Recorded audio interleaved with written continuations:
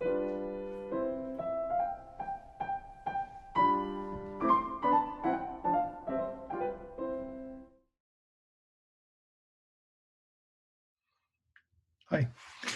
it's Derrick Cartwright, and I'd like to welcome you to another of these short, informal conversations that we're having at the Timken, which we're calling Curatorial Corner.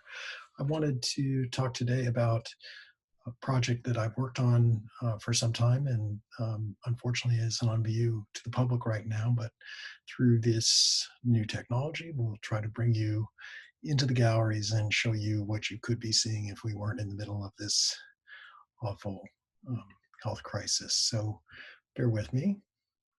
Some of you may know that right now, if we were at the museum, I would have the pleasure of taking you into this exhibition that we call Captivating Women from the Dykstra Collection. It's a project that I worked on for about a year, and I'm really grateful to the Dykstras for sharing 9 objects from their collection with the public in San Diego, but also grateful for their willingness to be part of an experiment that I did with my students at the University of San Diego. The students were the ones who um, selected the works that are on the walls of the Timken right now, and they helped write the labels.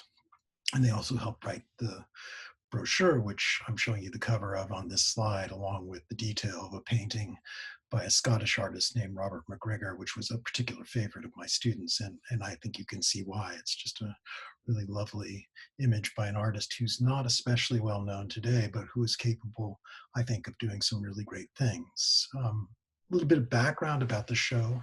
About a year ago, I was able to take my students to the home of Sandra and Bram Dykstra, and this is a view of their living room, and actually Bram talking to my students about some of the paintings that they might select for this exhibition, which was, at this moment anyway, completely open to anything that they wanted to choose. They quickly honed in on the idea of representations of women and wanted to show a group of paintings from the Dykstra's collection that would sort of examine particularly the way in which women were represented by turn of the century American artists, but also a few European artists in the mix, and particularly around the idea of women who sort of captured attention for various things in various ways. And so the exhibition um, was up on the walls and very well received, I think, by the public. And certainly I thought it looked beautiful. This is a view of the installation process, and that's a photograph that includes Catherine Nolan, the Timken's registrar, doing her job of inspecting the paintings after their arrival from the Dykstra's home into the galleries at the Timken. And since I can't take you into those galleries, I just really want to talk about one of the paintings that the students selected, and it's this one here, which is a work by an artist whose name is Ella Ferris Pell. And it's quite likely you will not have heard of Ella Ferris Pell, although she was an important artist in her time. And this is arguably her most important painting. It's a work called Salomé. And so I want to think with you for a few moments about why this is such an important painting, and maybe even think with you about why we don't know so much about an artist like Pell today when she was capable of doing such great things. This is a work that I had seen before. It's been a part of a number of different exhibitions, and it was shown in Pell's lifetime, but since then, certainly. It was, I think, at the inaugural exhibition of the National Museum of Women in the Arts in Washington, D.C., and played an important role there. But Pell herself was an artist who had modest success through her lifetime and then was completely forgotten. She, in fact, was buried in a pauper's grave in New York, in her hometown of Beacon. And I'm showing you maybe what is the only surviving photograph of Pell taken in her lifetime on the left here. A work image that appeared in the newspaper, but now lives at the Beacon Historical Society in New York. And then a view of several of Pell's works, which were put on display at the Ticonderoga Museum in New York State a few years ago. They have probably the best collection of Pell's work at that institution, and they have a number of these works that were part of a show in 2017. And so this gives you an idea of the kinds of things that Pell was doing, but she never really came close again to doing what she did in the Dijkstra's paintings, although she had this really interesting life. She went as a young woman to Europe and throughout actually the Mediterranean area with her sister. Her sister's name was Evie Todd, and her brother, and they traveled widely. And you can see from this drawing, which shows the view from Pell's hotel in Athens, looking out across the city and towards the Acropolis with the Parthenon at the top, you can see what a competent artist she was and how capable she was as a draftsperson. And that's something that she carried with her throughout her career. She did a lot of landscapes like this one. The painting that's at the Timken right now is in that way somewhat different for her. She also did a lot of sculpture, did small medallions as well as freestanding works that were written about in the critical literature of the time. And toward the end of her life, she also did book illustrations. And so I'm showing you one of those book illustrations, this one for a novel by an author named Paul Tyner called Through the Invisible, a love story, which was a kind of spiritual romance. And Pell did about 20 or so illustrations. I'm showing you the one called Her Eyes Looked Into Mine from that book. And I think Pell is also the person responsible for this really beautifully designed cover. There's so much to suggest that she had all these different talents, and yet we don't really talk about her very often in the history of American art. I mentioned that her work has been shown at the National Museum of Women in the Arts, but it also played a critical role in an exhibition at the Clark Art Institute in Williamstown, Massachusetts, in this exhibition, Orientalist painting in the United States. And so much was recognized so much as an important image that Holland Cotter, the art critic for the New York Times, singled it out in his review as an example of what a great woman artist could do at this time, and thought of Salomé, the painting that we have at the Timken, as really one of the signature works in that exhibition.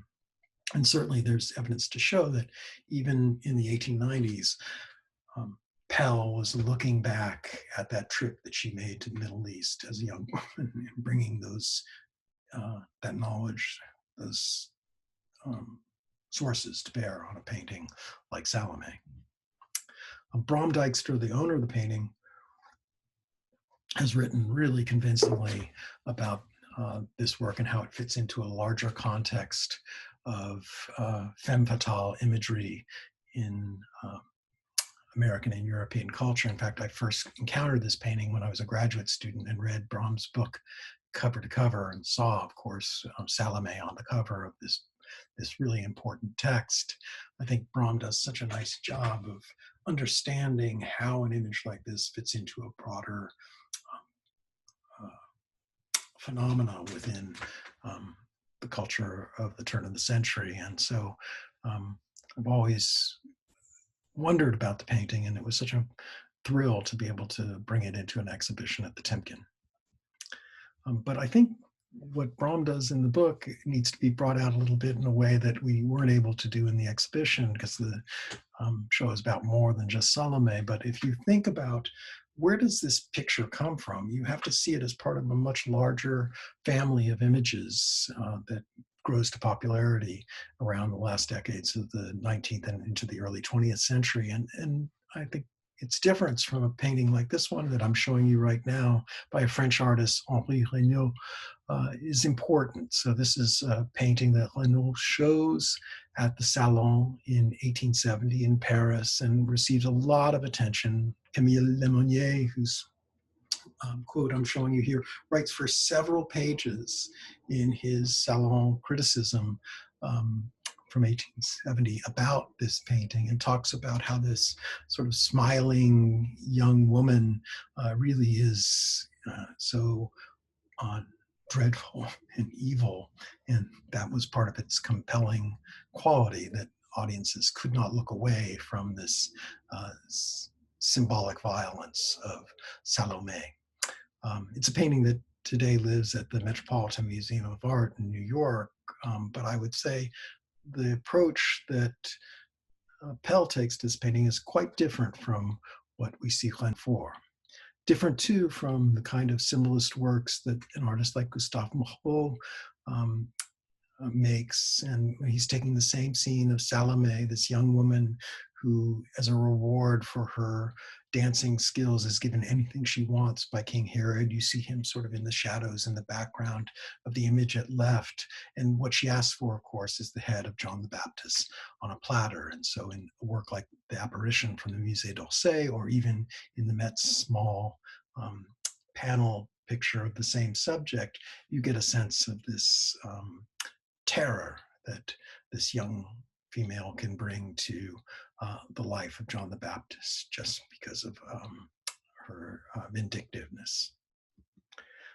It's certainly a painting that informs later works like this one by Gustav Klimt, the great Viennese painter. This is not Salome, but it's Judith and Holofernes, and it's another image of this sort of almost heavily lidded, erotic, nude to the waist woman who has, in this case, accomplished the beheading of Holofernes, and she sort of runs her fingers through his hair. If you can see in the lower right corner, just half of the face of Holofernes, as Judith, it comes across as this really powerful and dangerous female form who thinks nothing of her act of beheading this man.